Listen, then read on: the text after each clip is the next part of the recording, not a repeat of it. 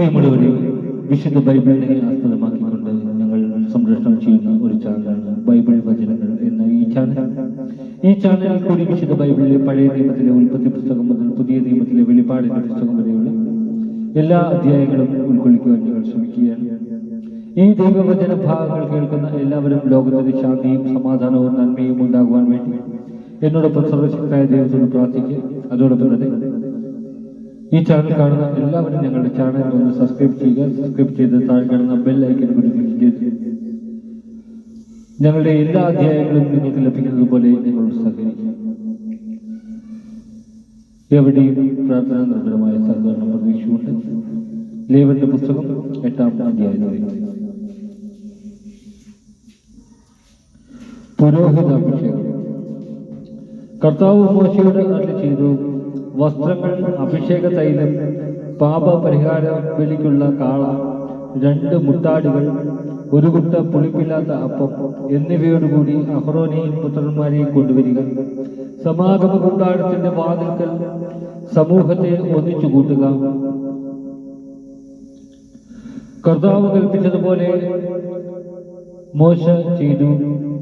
സമാഗമ കൂടാരത്തിന്റെ വാതിൽക്കൽ സമൂഹത്തെ ഒന്നിച്ചു കൂട്ടി. അപ്പോൾ മോശ സമൂഹത്തോട് പറഞ്ഞു, ഇങ്ങനെ ചെയ്യണമെന്നാണ് കർത്താവ് കൽപ്പിച്ചത്. അനന്തരം മോശ അഹ്റോനെയും പുത്രന്മാരെയും മുൻപോട്ട് കൊണ്ടുവന്ന് അവരെ വെള്ളം കൊണ്ട് കഴുകി.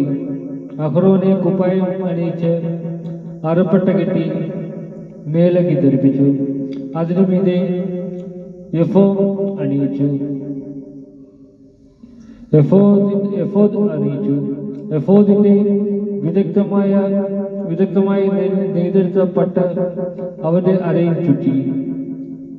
പിന്നീട് പുരസ്ത്രണം ധരിപ്പിച്ചു. അതിൽ ഉറീമും തുമ്മീമും നിക്ഷേപിച്ചു. തലപ്പാവ് ധരിപ്പിച്ച് അതിന്റെ മുൻവശത്തായി കർത്താവ് കൽപ്പിച്ചിരുന്നതുപോലെ വിശുദ്ധ കിരീടമായ പൊൻതകിട് ചാർത്തി. അനന്തരം അഭിഷേക തൈലം എടുത്ത് കൂടാരവും അതിലുള്ള ഇതൊക്കെയും അഭിഷേകം ചെയ്തു വിശുദ്ധീകരിച്ച് അതിനിടെ അതിൽ നിന്ന് കുറച്ചെടുത്ത് ബലിപീഠത്തിൽ 7 പ്രാവശ്യം തളിച്ചു. ബലിപീഠവും അതിന്റെ എല്ലാ ഉപകരണങ്ങളും ക്ഷാളന പാത്രവും അതിന്റെ ചുവടും അഭിഷേകം ചെയ്തു വിശുദ്ധീകരിച്ചു. പിന്നീട് ശിരസിൽ തൈലാഭിഷേകം ചെയ്ത് അഹ്റോനെ വിശുദ്ധീകരിച്ചു. കർത്താവ് കൽപ്പിച്ചിരുന്നതുപോലെ മോശ അഹ്റോന്റെ പുത്രന്മാരെയും മുന്നോട്ട് കൊണ്ടുവന്ന് കുപ്പായം അണിക്കുകയും അരപ്പട്ട കെട്ടുകയും തൊപ്പി ധരിപ്പിക്കുകയും ചെയ്തു. മോശ പാപപരിഹാരം ബലിക്കുള്ള കാളയെ കൊണ്ടുവന്നു. അഹ്റോനും പുത്രന്മാരും അതിന്റെ തലയിൽ കൈകൾ വെച്ചു. മോശ അതിനെ കൊന്ന് രക്തമെടുത്ത് അതിൽ വിരൽ മുക്കി ബലിപീഠത്തിന്റെ കൊമ്പുകളിൽ പുരട്ടി ബലിപീഠം ശുദ്ധീകരിച്ചു. ബാക്കി രക്തം ബലിപീഠത്തിന്റെ ചുവട്ടിലൊഴിച്ചു.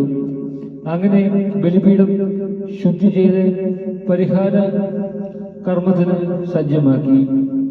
ആന്തരിക അവയവങ്ങളിൽ മേലുണ്ടായിരുന്ന മേധസ് മുഴുവനും കരളിൽ മേലുണ്ടായിരുന്ന നെയ്വലയും 2 വൃക്കകളും അവയുടെ മേധസ്സും എടുത്ത് ബലിപീഠത്തിൽ വെച്ചു ദഹിപ്പിച്ചു. എന്നാൽ കാളയെ, അതിന്റെ തോൽ, മാംസം, ചാണകം എന്നിവ കർത്താവ് മോശയോട് കൽപ്പിച്ചിരുന്നതുപോലെ കൂടാരത്തിന് വെളിയിൽ വെച്ചാണ് ദഹിപ്പിച്ചത്. ദഹനബലിക്കുള്ള മുട്ടാടിനെ അവൻ കൊണ്ടുവന്നു. അഹ്റോനും പുത്രന്മാരും അതിന്റെ തലയിൽ കൈകൾ വെച്ചു. മോശ അതിനെ കൊന്ന് രക്തം ബലിപീഠത്തിന് ചുറ്റും ഒഴിച്ചു. അതിനെ കഷണങ്ങളായി മുറിച്ച് തലയും കഷ്ണങ്ങളും മേധസ്സും ദഹിപ്പിച്ചു.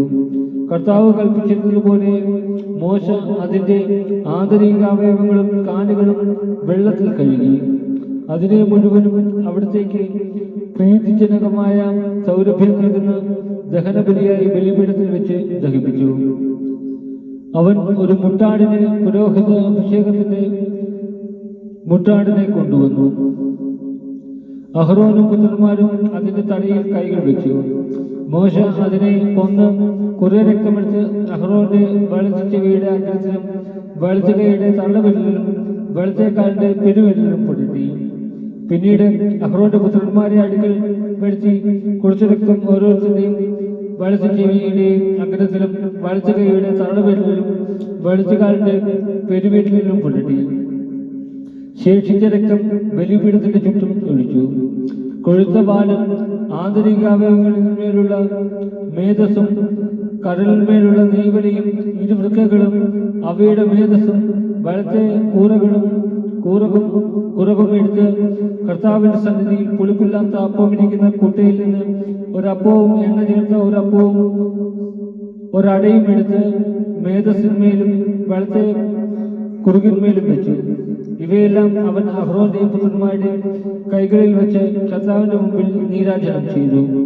അനന്തരം മോശ അവ അവരുടെ കയ്യിൽ നിന്നെടുത്ത് ബലിപീഠത്തിന്മേൽ ദഹനബലി വസ്തുക്കളോടൊപ്പം വെച്ച് ദഹിപ്പിച്ചു. അഭിഷേക ബലിയായി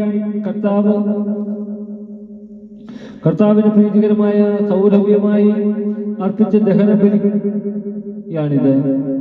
മോശ അതിന്റെ നെഞ്ച് കർത്താവിന്റെ സന്നിധിയിൽ നീരാജനം ചെയ്തു.